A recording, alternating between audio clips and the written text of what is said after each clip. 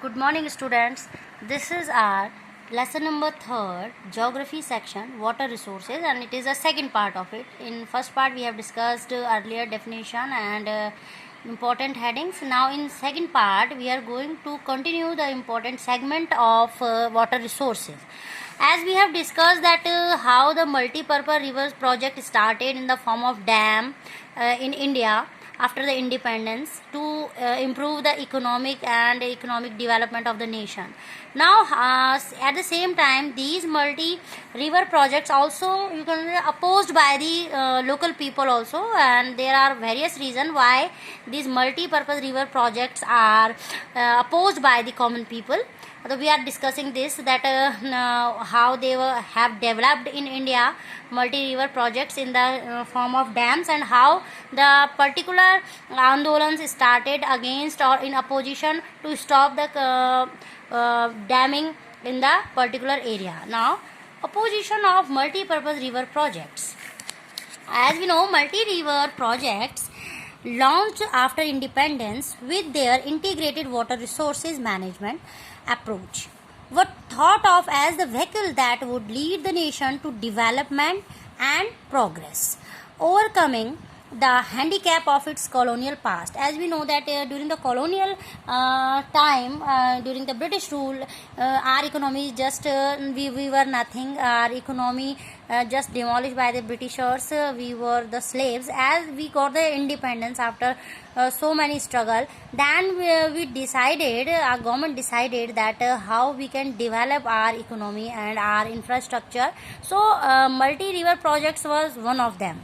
Pandit Jawaharlal Nehru proudly proclaimed the dams as the temples of modern India. This quotation shows that what was the importance of dams in the view of Jawaharlal Nehru ji, and that's why he has quoted that for if we think that India should be developed by adopting modern techniques, so dams should be implemented in India.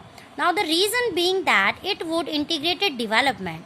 What was the reason of such quotation? That the reason being that it would integrate development of agriculture and the village economy. That not only these dams will be helpful, the water which was you can say reserve under dams, this water can be used for irrigation purpose to generate electricity, which will be very you can say very influential factor to increase our economy, especially village economy, with rapid industrialization and growth of the urban economy. It means that according to Pandit Jawaharlal Nehru, damming is the way by which we can improve not only urban economy as well as we can improve the economy of village area. Now, in recent years, multi-purpose river projects and large dams have come under great scrutiny and opposition for a variety of reasons. Now, what were the reasons that these multi-purpose river project was opposed? There was variety of reasons that why they have opposed, why the people was not in the favor of damming. As among them, the first reason, regulating and damming of rivers affect their natural flow, causing poor sediment flow and excessive sedimentation at the bottom of the reservoir. That if the dam constructed in a particular area, then the natural flow of water and the sedimentation influence adversely, as at the bottom there was so much of sedimentation, which results in rockier stream of water beds and poorer habitats for the river's aquatic life. And when at the bottom there was so much of sedimentation, then the river stream became rockier and it was not good for the growth or the habitat of the aquatic life. So as far as the aquatic life, flora and fauna, it is also having the very adverse effect. Second reason that why people oppose the construction of dams also fragment rivers, making it difficult for aquatic fauna to migrate, especially for spawning, means to produce in water. That when we construct dams on a river, then not only the fauna but the flora and fauna both adversely affected, and especially they have migrated, and for their reproduction they face lots of challenges and problems. So the aquatic life disturbed totally by the construction of dams. The third reason, the reservoirs that are created on the floodplains also submerge the existing vegetation and soil, leading to its decomposition over a period of time. That it also becomes that the vegetation and the soil fertility also you can say also damage and also decrease, and it becomes the one reason of decomposition over a period of time, that it takes so much of time to decompose and to form the new soil for as a fertile soil. So it is also you can say adverse, it is having adverse effect to the soil fertilization and the vegetation also. Now that multi-purpose project and various movements, that how through the various movement against the multi-purpose project was launched, and what was their aim, and what were they. So multi-purpose projects and large dams have also been the cause of many new social movements, like first of all that Narmada Bachao Andolan, and second Tehri Dam Andolan. As we know that it is related to Bhagirathi river and it is related to our own state Uttarakhand. That people oppose these dams due to the large scale of displacement of local community. It was the basic reason that just because of these river projects, multi-purpose river projects, the people oppose it as they have to migrate it from their local area. The displacement of local community was the basic reason behind the Andolan for Narmada Bachao and the Tehri Dam. As local people often had to give up their land, as they have to compromise, they have to give their land for the construction of dam and their livelihood also, as these people are basically belong to the, you can say, agriculture. They were mainly agriculturists. They are having not a particular occupation, so that they can just if they migrated, that there is a challenge that what will they do to on their economy, and their mere access and control over resources for the greater good of the nation. But it is all about that first of all we have to think about our nation, and dam project is just like that we are thinking to develop the nation, and before the nation our personal needs and you can say our personal advantage always remain secondary. So when that's why the government give them compensation also to the people who migrated, who have to compromise their local land and homes. They have benefited by the other you can say benefits from the government, but as far as to develop the country, they have to give their land for the dam construction, as the nation wealth is utmost important, and after that our personal interest. So next that when we take the example of Narmada Bachao Andolan, it was a huge Andolan, as it also known as a Save Narmada movement, in a non-governmental organization NGO that mobilized tribal people, farmers, environmentalists and human rights activists against the Sardar Sarovar Dam being built across the Narmada river in Gujarat. It means Narmada Bachao Andolan, it is against the Sardar Sarovar Dam which was constructed on Narmada river and in Gujarat. So Narmada Bachao Andolan is related to the state Gujarat, and this Narmada Sardar Sarovar Dam is constructed on Narmada river, and it originally focused on the environmental issue related to the trees that would be submerged under the dam water. Recently it has refocused. When Narmada Bachao Andolan started, initially it was having the point to preserve the environment, as so much of we were cutting down so much of trees, and after that it has changed its aim to enable poor citizens, especially the displaced people, to get full rehabilitation facility from the government. After some time they have changed their aim, that they want the proper rehabilitation of the local people who have to migrated from this area of Gujarat, as far as the Narmada Bachao Andolan is concerned. Now it is all about that we have discussed how the people oppose the multi-river projects. Multi-river projects means we are talking about dams particularly. What was the reason that why the people oppose this construction of dams? There are three reasons mainly, and among them there were two Andolans. The Narmada Bachao Andolan and Tehri Dam Andolan was famous Andolan. As far as we are talking about the in against of multi-purpose project, we have got the history and the reason that what was all about the Narmada Bachao Andolan, how the people were refocused their aim from saving the environment to the issue of rehabilitation of the migrated people.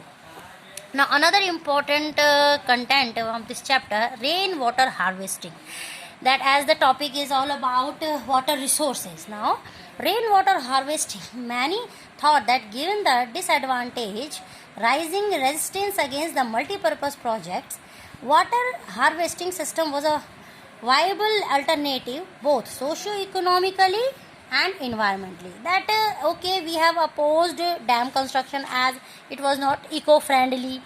Then we have to come up with the idea that how we can support agriculture, how we can recycle water, how we can use, because water is life, and as far as the every in domestic life or water is life, it is the best sentence that how much water we need for our survival.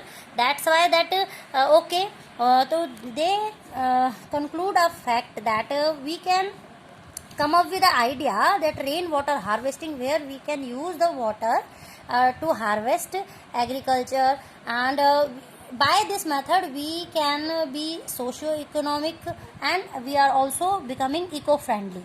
So rainwater harvesting, what is all about rainwater harvesting, that in hill and the mountainous region people build diversion channels like gulls and kulls. I have discussed its definition in the part 1, that what do you mean by gulls and kulls. That in hilly or mountainous region people build diversion channels like gulls or kulls of the western Himalaya for agriculture.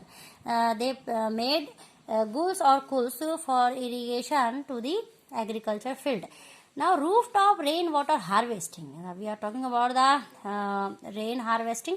So we are talking about rooftop rainwater harvesting was commonly practiced to store drinking water, particularly in Rajasthan. That when we talk about that how we can preserve water, and here we are talking about the rainwater harvesting. So rooftop rainwater harvesting, which is practiced mainly in Haryana and Rajasthan, and they preserve the water for drinking water.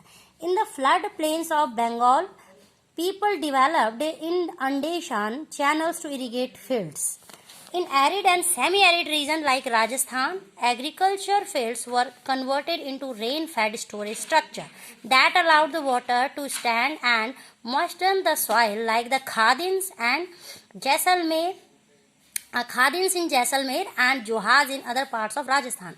It means in Jaisalmer the people develop Khadins. They are also the area where they used to keep the rainwater, and in Haryana, the people call the same Khadins Johaz, and they are also the structure to preserve the rainwater, and they use this rainwater for the drinking purpose and for agriculture as well.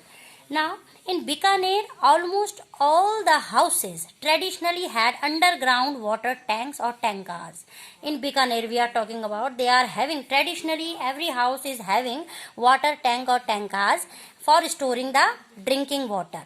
As we have talked about the rooftop rainwater harvesting, so by this structure you can understand that this is the roof and these are the raindrops, and the top of the roof the raindrops is falling, and then it is purifying through a pipe downwards, and then this pipe is connected with a tank where it is also cleaning, and then this water is kept drawn by the you can say bucket, or you can also add the tap here to collect the water, and then by the bucket with the channel it is irrigating the field. So in this how that by the rain, rooftop rain collection of water with the help of pipe, keeping in a tank, and then it is used to irrigate the fields. So this is all about the rooftop rain water harvesting.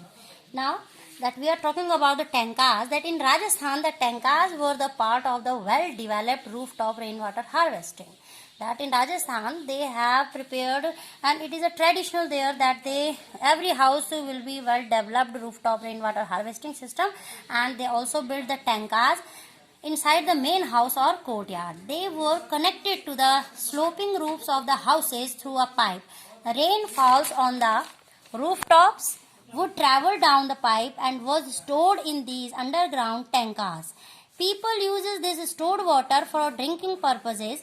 Rainwater or pallar pani. Rainwater or pallar pani. We are talking about Rajasthan. As commonly referred to in these parts, is considered the purest form of natural water. Pallar pani is a purest form of water, and this term is used in Rajasthan.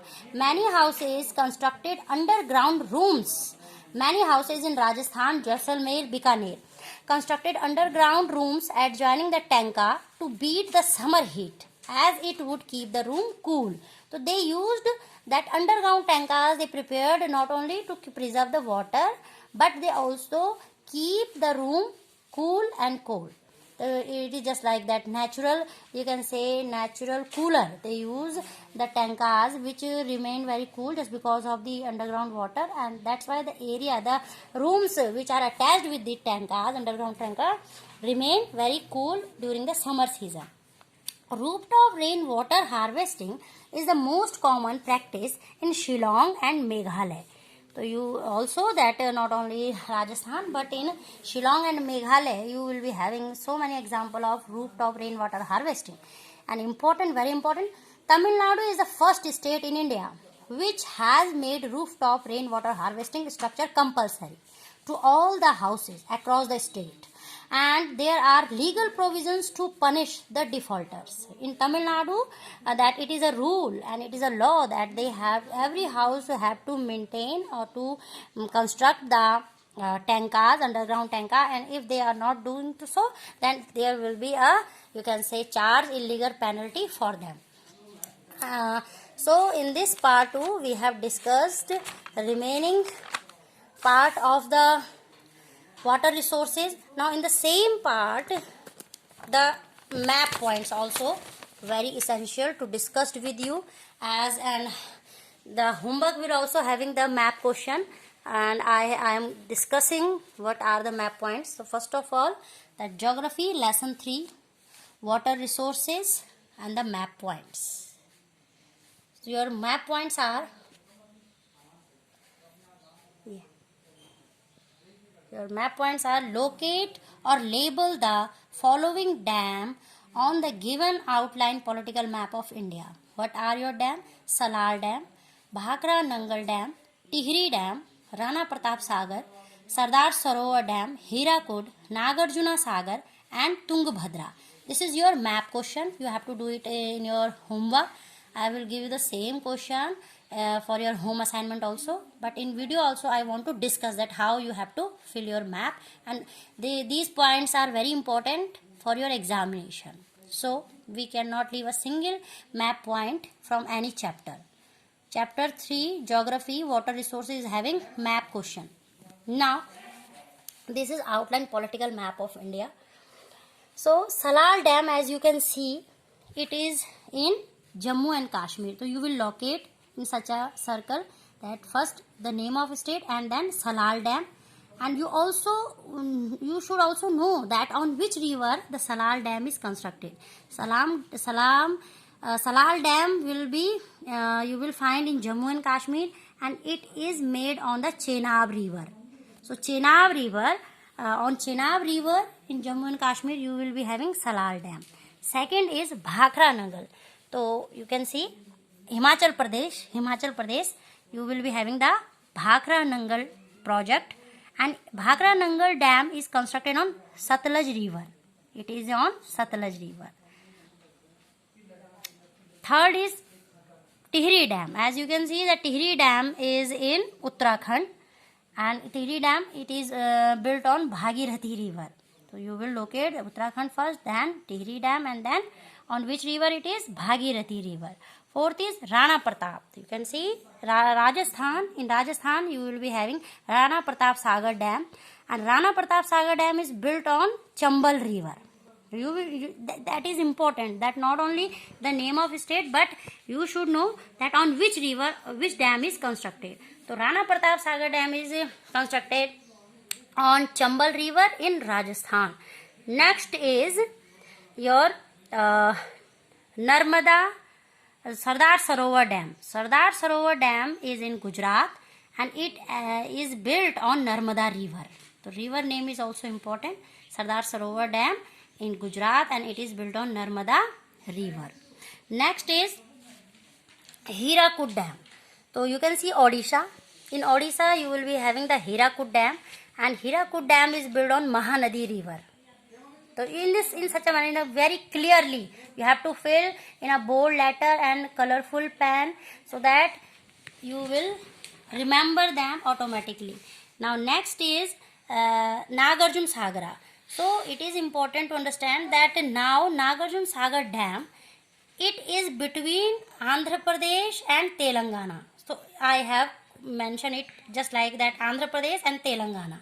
So in the middle, Nagarjun Sagar Dam, I have marked it with a blue circle, that it is between the Telangana and Andhra Pradesh, and it has built on Krishna river. Nagarjun Sagara Dam is built on Krishna river, and its location is between the Andhra Pradesh and Telangana. So you have to remember that how you are going to locate, not in purely in Andhra Pradesh, not purely in Telangana, but in the middle of both states. Now the last is Tungabhadra Dam. It is in Karnataka. Tungabhadra Dam is in Karnataka, and it is made on Tungabhadra river. It is located on Tungabhadra river. Now important in this map point, the important thing is that Tungabhadra Dam is also known as Pampa Sagar Dam. It is very needed that you have to add some important things which are not mentioned in NCERT, but it is very important that Tungabhadra Dam is also known as a Pampa Sagar Dam. That in question we can give that locate the Pampa Sagar Dam. If you don't know that Tungabhadra Dam is also known as the Pampa Sagar Dam, then how you will locate. So it is all about your map question, that, and you have to fill the map like this. You have to note down the question also.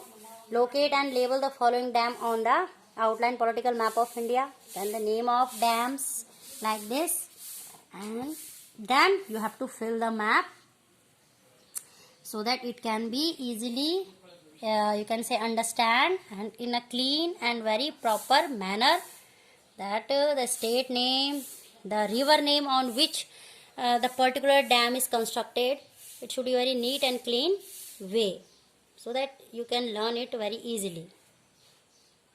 This is all about our chapter 3rd, water resources, and we have completed this, as it is also already I have told you that it is a very short chapter. The chapters which are not assessed in the main board exam, they are very short chapters. They are having some few definition and terms, and then that's why the NCERT question are also very less. So in the second part we are able to understand the main thing in this chapter: water as a renewable resource, why there is a need for multi-purpose river project, what are its you can say adverse and good effects or results, and then it is all about that what are tankas and khadins and johats. It is all about the chapter 3rd of geography, water resources. Thank you and God bless you.